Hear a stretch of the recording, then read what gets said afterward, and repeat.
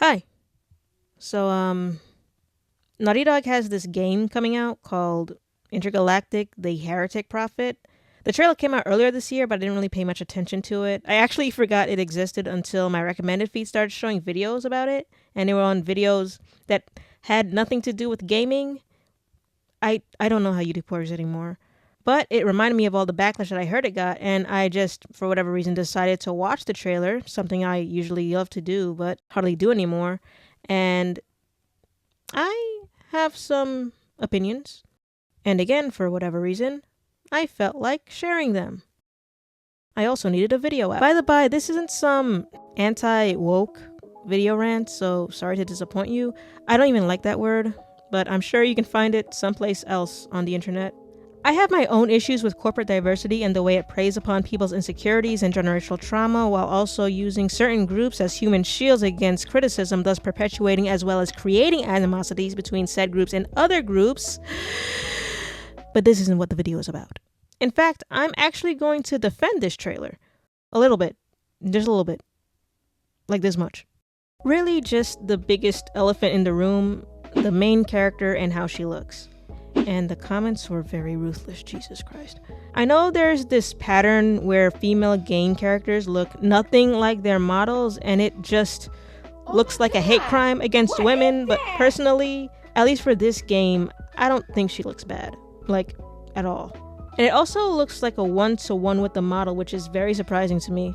Now, if you want to claim that this model is unattractive, that's your prerogative. I disagree. In fact, I think people are really overreacting about the lack of hair she has. But I think she just looks like a normal real-life person, which is exactly what I think is one of the biggest problems with not only this game, but AAA video games as a whole. There's too much video and not enough game. Stay with me.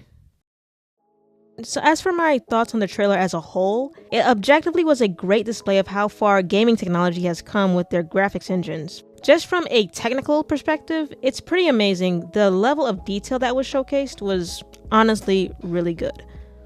And that's about it. I didn't care about anything else. I didn't care about the story, I didn't care about the character, other people did, but not in the way that creators wanted it to be.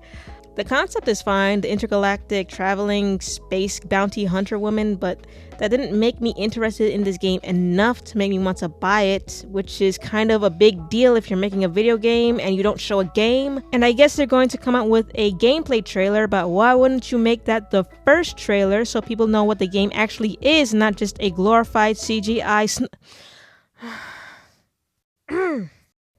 Look, graphics are great, but graphics have been great for a while now, and you can't rely on that anymore. In fact, it's so good, it's bordering on creepy now, and they're also getting worse for some reason. I don't know how, but as for why, I think the AAA gaming industry focuses too much on style and not enough substance.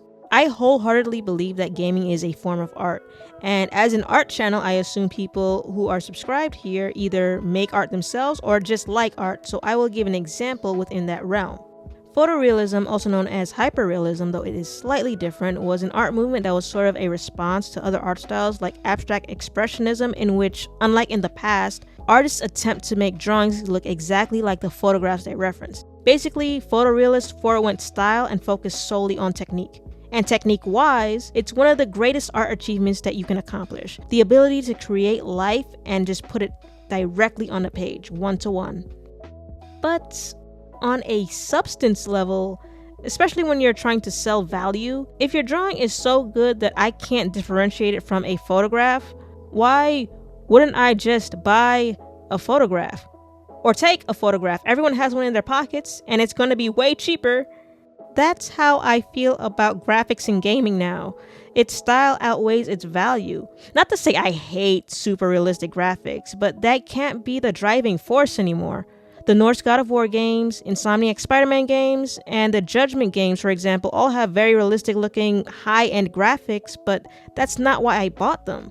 I was familiar with these franchises before, number one, and I love the story and the gameplay, and off of the hype of that, I wanted to play in these worlds and with these characters some more, which is why I bought the sequels. And I haven't played Black Myth Wukong yet because there hasn't been a physical copy up until now, but the graphics are still amazing with just the right amount of fantastical. What fantasy is Intergalactic selling me right now?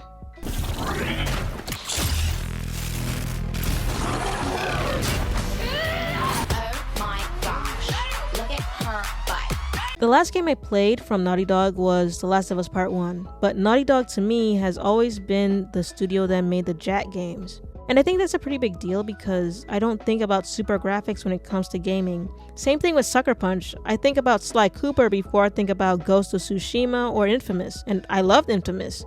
There's a reason why Astro Boy was so much more successful than his other competitors.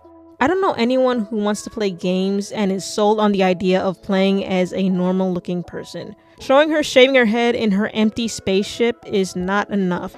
It's like that one Concord trailer that had that jiggly burger and nothing else. What was that supposed to invoke in me? I guess the takeaway from this long-winded, rambling video is please focus on game design and not graphic design. Please. Or don't. I mean, I have a backlog of games that I haven't gone around to yet, so I mean, it's no skin off my nose. I know it would have been better if I made a video about the trailer at the time, but I really didn't pay attention to it. I don't pay attention to most game announcements anymore, which is pretty sad since I really used to like watching State of Play and stuff like that. Now it just feels boring. I don't really spend much time playing games anymore anyway since they're so time consuming and I want to be at least somewhat productive. I mean, I still love them, but I mostly end up playing old games that I never got around to playing, and at a very, very low price compared to when they first debuted. The last game I bought was The Children of Morta, and it was interesting. It's funny because back around when the PS3 first came out, I was really excited about how much game graphics were evolving. And now, here, when we're at the PS5 era, I'm at the point where when it comes to a new franchise, if I had to choose between super duper realistic graphics in a game or Breath of the Wild graphics or low-key Maximo graphics, I'm choosing one of the other two. I don't know. But that's it for this video. Thank you for listening to me waffle, and I hope to see you in the next one. Bye.